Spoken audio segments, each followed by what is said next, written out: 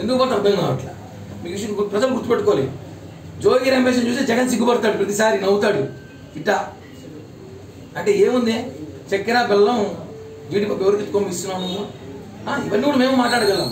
అసలు మీ పార్టీలో మహిళలు నువ్వు వస్తావంటే 1 కిలోమీటర్ దూరంలో పెరిగిస్తారు. నువ్వు ఎంత అవినీతి పోడంటే నీ పిఏ నీ ఫోటోగ్రాఫర్ ₹1 కోటి మోసం చేసి పారిపోయాడు అందరికీ తెలిసి పెడడంలో. నువ్వు మమ్మల్ని రేపు పీకుతా ఉంటావు కదా, చూద్దాం రా.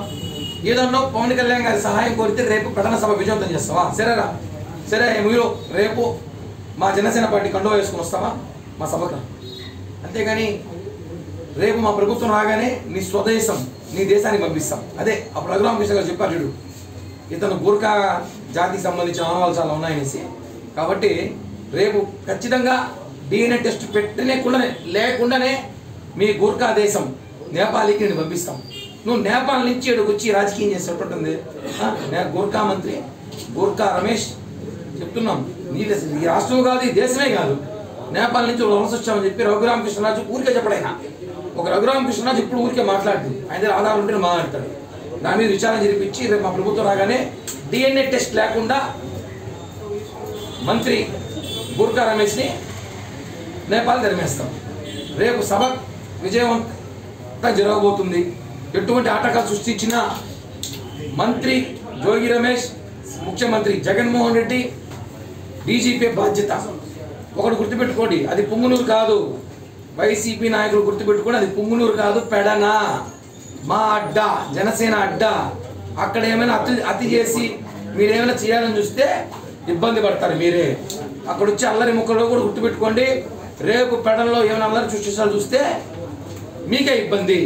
గుర్తుపెట్టుకోండి, ఇదేమి పుంగునూరు అనుకొని ఇన్స్టెంట్ చేసి కేసులు పెడదాం అనుకోద్దండి. అంత అమాయకులేం కాదు జనసేన వాళ్ళు. మా నాయకుడు వాస్తవాలు చెప్పాడు, ఖబర్దార్ గూర్ఖా మంత్రి అని చెప్పి కూడా తెలియజేస్తూ, చివరగా మళ్ళీ ఒక్కసారి మన మంత్రి మా అవ్వకు కూడా చెప్తున్నాం, ఈ గ్లిజరిన్ ఏడుపులు ఆపేసి ఈ 6 నెలలు నీకు సీట్ ఉందో లేదో పని చూసుకో. ఎలక్షన్ సమయంలో మమ్మల్ని విమర్శిస్తే మాత్రం ఇది శాంపుల్. నిజం ఏడుపులు రోజుల తరబడి ఏడ్చే రోజులైతే దగ్గరలో ఉన్నాయని చెప్పి కూడా హెచ్చరిస్తున్నాం. ఆ విధంగా మాట్లాడటం కరెక్టేనా అంటున్నాను. మహిళల్ని ఆ విధంగా అంత నీచంగా అంత దిగజారుతనంగా ఒకవేళ ఉండొచ్చు ఏముండొచ్చు ఆ విధంగా వ్యాఖ్యానించడం కరెక్టా అని చెప్పి ఆమె ఒక మహిళగా అడుగుతున్నది. అదే మహిళ నేను అడుగుతున్నా. శ్రీరెడ్డి వాళ్ళ పార్టీ మనిషే కదా, సానుభూతి పర్వాలే కదా, బండ బూతులు తిడుతుంది మహిళల్ని. మా పార్టీ కార్యకర్త మా పార్టీ మహిళల్ని, మా అధ్యక్షులు వాళ్ళ కుటుంబాన్ని అంతమంది తిట్టిన అప్పుడు ఎందుకు అడలేదు? అప్పుడు రోజా నోరేమైంది? ఇదే రోజా ఇన్నిసార్లు పవన్ కళ్యాణ్ గారు అమ్మని తిట్టింది. పవన్ కళ్యాణ్ గారి పిల్లము 3 బిడ్డలు, ఆయనకి 2 బిడ్డలు, ఈయనకు 3 బిడ్డలు అంటుంది. నీ అప్పుడు నీ బాధ లేదా? అంటే నీ వరకు వస్తే మాత్రం వాత పెద్దటోడి వెన్నపూసా? ఈ విషయం మంత్రి హోదాలో ఉండి నువ్వు మాట్లాడినప్పుడు కామన్ మ్యాన్ మాట్లాడే హక్కు ఉంది ఈ రాష్ట్రంలో, ఈ దేశంలో. ఈ విషయాన్ని గుర్తుపెట్టుకోవాలి. పోలీసులు ఉన్నారు కానీ కేసులు పెడితే బెయిల్ వస్తాయి. ఎన్ని కేసులు పెడతారు? పాకిస్తాన్ పంపిస్తారు, మమ్మల్ని జైలు లేదు కదా, ఇదే రాష్ట్రంలో పెడతారు. కాబట్టి ఒకటి గుర్తుపెట్టుకోవాలి, మంత్రి రోజా గ్లిజరిన్ ఏడుపులు ముసలి కన్నీరు కాచడం కాదు, పద్ధతి మార్చుకుంటామని చెప్పి ఆశిస్తున్నా. రాఘోపాల్ వర్మ ట్వీట్ చేస్తే మహిళా కమిషన్ స్పందిస్తుంది, మిగతా కేసులో స్పందించడం. రాఘోపాల్ వర్మ వైసీపీ నేతే కదా, కాబట్టి స్పందించుంటారు. అతను వైసీపీ క్యాండిడేటే కదా. మహిళా కమిషన్ కూడా కొన్ని విషయాల్లోనే స్పందిస్తుంది. అంటే రాష్ట్రంలో అమ్మాయిలపై అగత్యాలు జరిగినప్పుడు కూడా మహిళా కమిషన్ ఎక్కడ బయట రారు. ఎందుకు వస్తారు? నీకు చేసేది మొత్తం వైసీపీ వాళ్ళే కదా. ఈ రాష్ట్రంలో చేసే అమ్మాయిలపై అగత్యాలు కానివ్వండి, మొన్న మనం ఇన్సిడెంట్ చూసాం, రీసెంట్ ఇన్సిడెంట్ కూడా అన్ని ఇన్సిడెంట్ చేసేది వాలంటీర్లు వైసీపీ నాయకులు చేస్తుంటే ఎలా పట్టించుకుంటారు? ఏడపోయినా డొక్క కదిలిస్తే తీగ మొత్తం వైసీపీ నేతలతో వస్తుంది. కాబట్టి ఎక్కడ కూడా వాళ్ళు మాట్లాడరు, తప్పదు. ఇంకా ఏదో షో కోసం 1-2 తగిలిచ్చేసి కేసులు పెట్టారు. వైసీపీ పరిపాలన సృష్టి పడకపోతే ఈ రాష్ట్రం సర్వనాశనం. ఈ రాష్ట్రంలో అమ్మాయిలు ఎవరు కూడా తిరగలేని పరిస్థితి. అందరూ తమిళనాడుకో పక్కన కర్ణాటక వేసి వ్యాపారాలు చేసుకోవాలి, ఉద్యోగాలు చేసుకోవాలి, బతుకులు చూసుకోవాల్సిందే. ఈ రాష్ట్రంలో మరొకసారి జగన్మోహన్ అవకాశం ఇచ్చామంటే ఈ రాష్ట్రంలో సర్వనాశనం.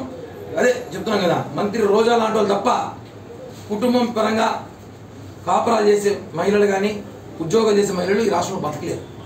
జనసేన పార్టీ తరఫున మహిళా కమిషనర్ వాసిరెడ్డి పద్మకి ఏం డిమాండ్?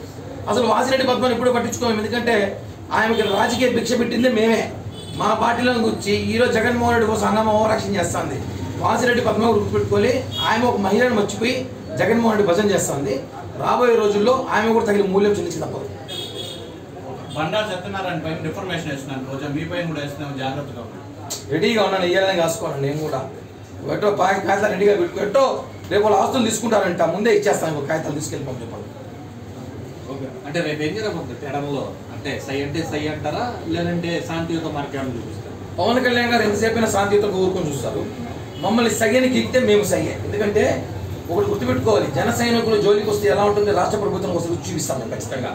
మేమేది కుమ్ములూరు ఇష్టంలాగా మీరే కొట్టుకొని మీరు కేసులు పెట్టుకోవడం కాదు. పెడంలో బాట పరిస్థితులు వేరు, ఈ విషయం తెలుసుకోవాలి. కాబట్టి మేము చెప్తున్నాం, పెడన ఆ మంత్రి ఆ గూర్ఖాకు చెప్తున్నాం, నీ పన్ను చూసుకుంటే పద్ధతిగా ఉంటుంది. రెచ్చగొట్టే వాక్యాలు చేసి అల్లరి ముక్కల్ని గంజాయి ముక్కల్ని తాగి పంపిస్తే మాత్రం రేపు రాత్రికి నీ ఇంట్లో ఉండవు. అలాంటి పరిస్థితి తీసుకొస్తాం. ఎంతవరకైనా మేము తెగిస్తాం, ఈ విషయాన్ని గుర్తుపెట్టుకో. అంటే ఎందుకంటారు అంటే తెడంలోనే ఇలాంటి చర్చ, జోగి రమేష్ నియోజకవర్గంలోనే ఇలాంటి చర్చ ఎందుకు వచ్చింది?